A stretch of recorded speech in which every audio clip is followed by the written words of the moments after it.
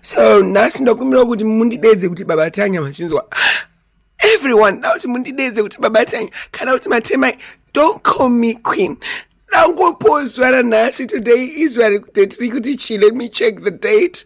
Today is the 5th of May. 5th of May 2025.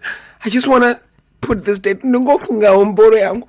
Munoziya ndabatikana munoziya zvinhu zvithu zvaita kuti ndifunge mboro yangu like nezuro ndakaenda kune this party and was this guy mungoma naye ndaita kutapurwa naye tizopinda mubedroom munanga sina mboro munoziya akandibata ndakati uyu kundakadi kumpa mboro yangu ndakadita kumpa mboro yangu naivishwashwa kunanga kwakaita mukomana iye asina kana mboro ndoenda ndine mboro kumbe unoziya asina sikagona kuishandisa ndiri kuifunga mboro yangu unoziya ndakati mboro tatenda mboro yangu then ndine musikana munyowani tikutotaura makuseni musikana wangu chichi I mean, to start as a sexy because we always want to, to have a phone.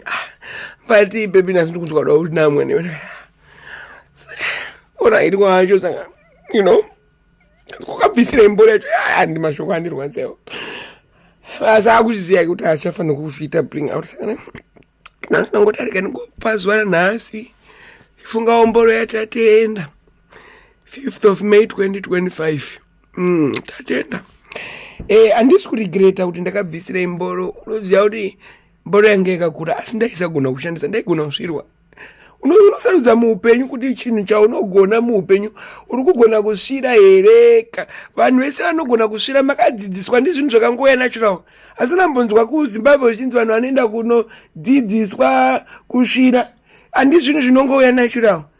Mboro yange yakakura sindaisagona kusvira munobvunza kana maitanya vanondipupurira amaitanya ndochetemukezwa ndakasvira ndiye chetemukezwa ndakasvira maitanya kani ndaisagona kusvira changa chiri chipupupu yaiva chiri chipupupu